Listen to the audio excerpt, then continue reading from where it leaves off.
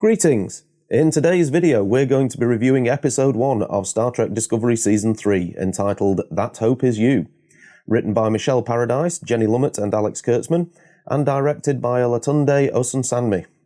It's been a long time coming, and we can't wait. Now, if this is your first contact with us, welcome aboard.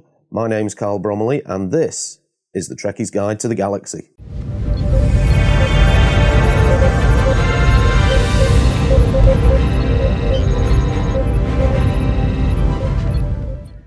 Let's have a little bit of a plot summary then, shall we? So, Michael Burnham has made it to the year 3188, and she arrives with a little bit of a bang, crashing into the ship of local courier Cleveland Booker, or Book for short.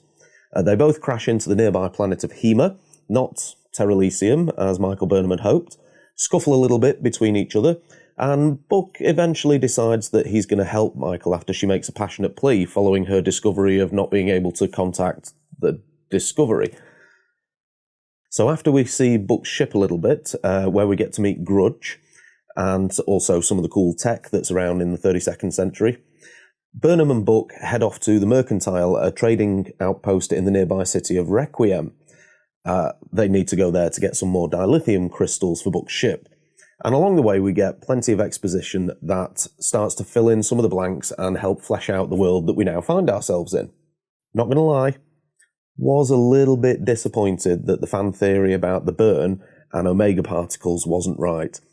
Did quite like that one. At the Mercantile outpost, Book manages to sweet-talk their way in using Michael's now antique Starfleet equipment as bargaining chips for trade. He promptly leads her into a trap, steals her equipment, and leaves her to be interrogated by the Mercantile's owners, an Orion and an Andorian. After being sprayed with some truth gas, Burnham then leads the Orion and the Andorian to Book, and both of them find themselves in a bit of a pickle now, but they manage to escape by working together, stealing some dilithium crystals along the way. And a running, more like a transporting firefight ensues, and eventually they manage to escape by leaping off a cliff. On returning to Book's ship, they are once again tracked down by the traders, and Book is forced to reveal his ship and cargo, which is a huge transworm named Molly. The transworm very quickly proceeds to eat the Orion and the Andorian. The rest of the traders hit their transporters and promptly disappear, and Molly turns her attention to Burnham, swallowing her whole. Book, however, does have some abilities that allow him to communicate with nature, both plants and creatures, and he convinces the transworm to regurgitate Burnham. Tell you, she's not having a good time of it, is she? She's spat out of a wormhole twice in one day. They take the transworm to a planet called Sanctuary 4, where it's released into the wild just in time for its mating season. But along the way, Booker speaks to Burnham about his family, telling him that they're naturally killers and poachers, and that he's considered an outcast for wanting to use his abilities to be able to look after nature and creatures. So Burnham and Booker are well and truly reconciled at this point, and Book tells her that he thinks he knows someone that may be able to help her locate the Discovery. So he takes her to an old Federation relay station where we meet Aditya Sahil. And Sahil has a look on his systems and is unable to find the Discovery. And after we get a little bit more background on him, he and Burnham raise the Federation flag, which interestingly now only has 6 stars on it. So who are our main characters in this episode? Obviously Michael Burnham, played by Sonequa Martin Green, and we have the introduction of Cleveland Booker, or Book for short, played by David Ayala. And we also have Aditya Sahil, played by Adil Hussain. So what were my thoughts on this episode? Well, this is our first look into the Star Trek universe of the 32nd century, and it's a very, very different place. Now, I've seen online that a lot of people are comparing it to, say, Andromeda or several popular video games, but I don't really know much about those, so I'm just going to stick to what I know with Star Trek. Now, the first thing that strikes me is that this is a very lonely and hostile place to exist. From the opening sequence of Sahil's morning ritual to the debris fields filling space and the sparse landscapes of the planets, This is nothing like the Star Trek that we've come to know, and I think that's a fairly good thing. It's a blank canvas, an empty page waiting to be written. There's loads of opportunity to boldly go. Moving on to the characters themselves, now, I've never been the biggest fan of Michael Burnham. I think she's just a bit too intense for my liking. Now, that's not to say that Sonequa Martin Green doesn't do a good job. In fact, in this particular episode, she absolutely nails it. And what I really liked was finally seeing a Michael Burnham that doesn't have a solution for everything. After she's crashed on Hema and finds out that her mission to save creation was in fact a success, she screams with joy. She loses that famous Vulcan control, and rightly so. But then that joy very quickly turns to sadness and loneliness as she's unable to reach the discovery on her communicator, and she realises that she is in fact alone. I like as well the fact that for this episode the writers made Michael Burnham the comic relief aspect. It's a side of her character that we've rarely, if ever, seen before, and it gave a really good comical note to both the character and the episode. And now for our most prominent new character from episode 1. No, not Grudge the cat.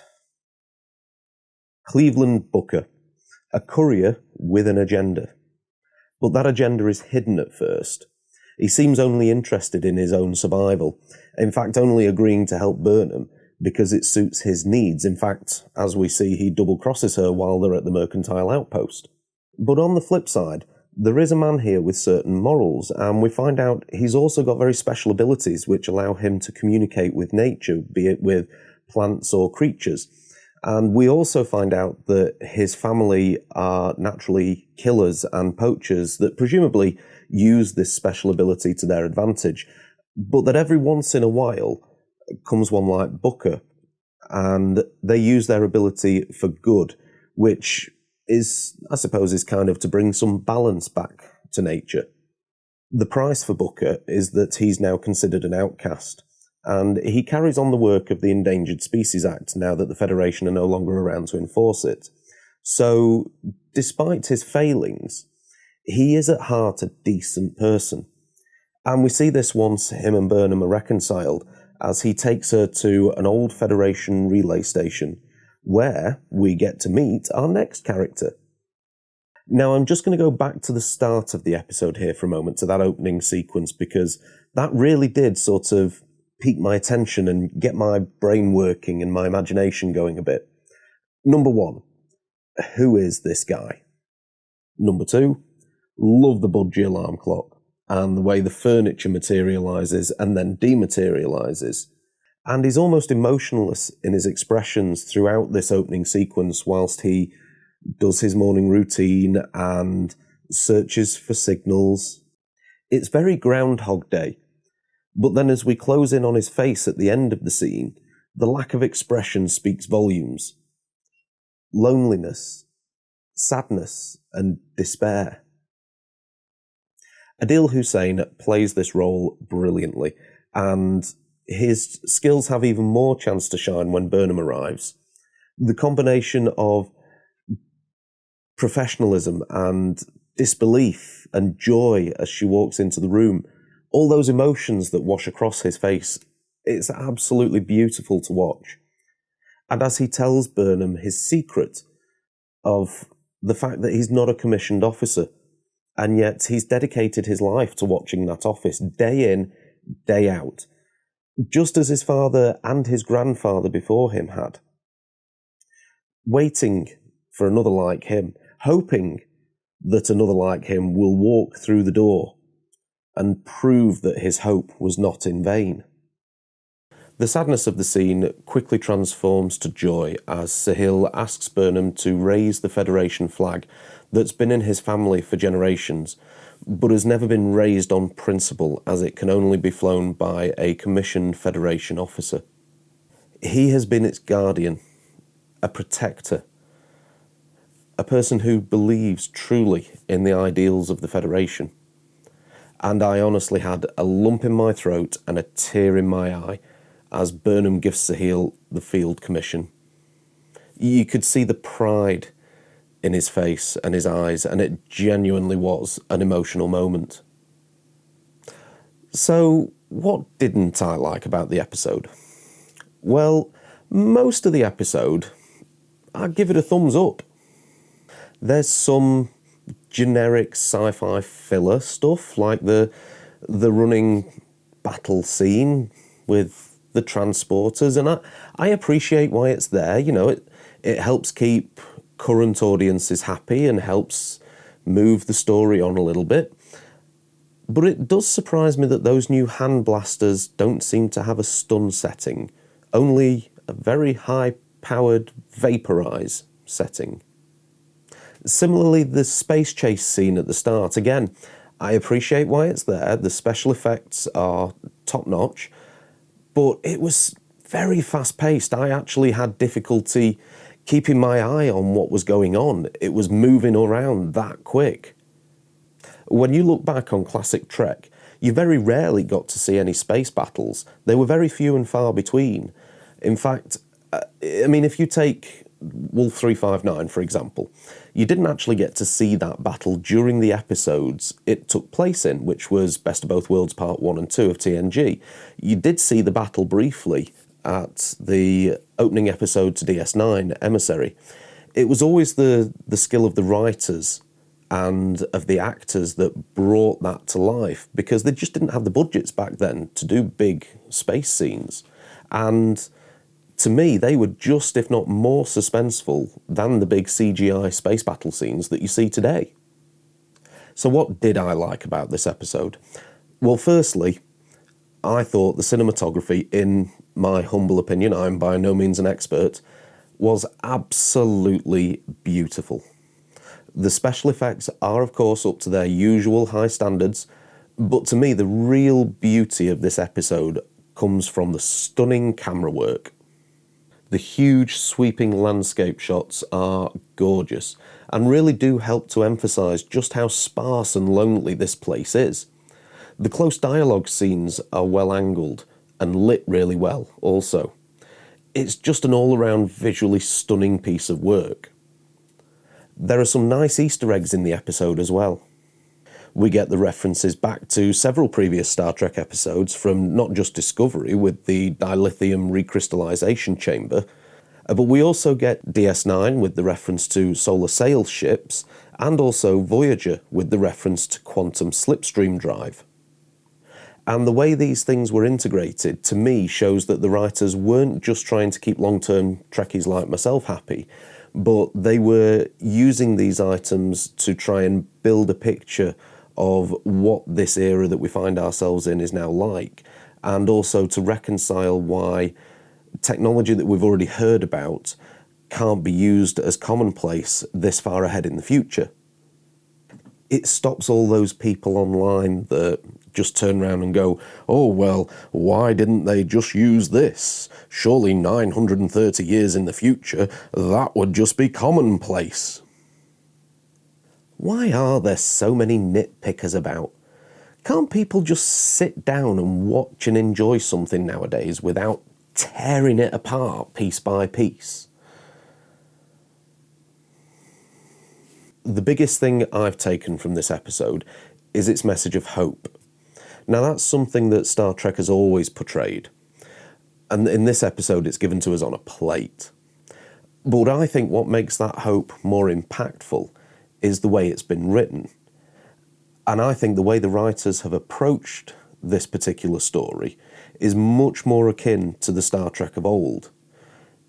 It's not spelled out for us or rammed down our throats. The message is there if you're willing to open your mind to what the story represents. And what I see are the similarities between the world we now find ourselves watching and the world we are in fact living in today. A world that's suffering. A world that can be a very lonely place, particularly now.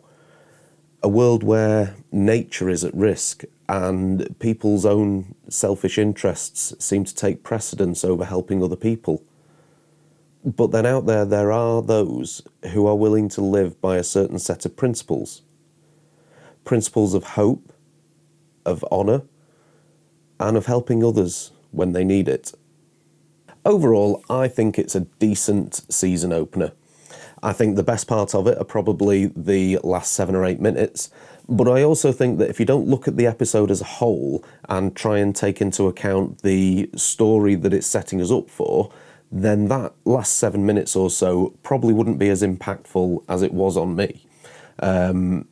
Certainly, having watched the episode a few times, it's had more impact each time.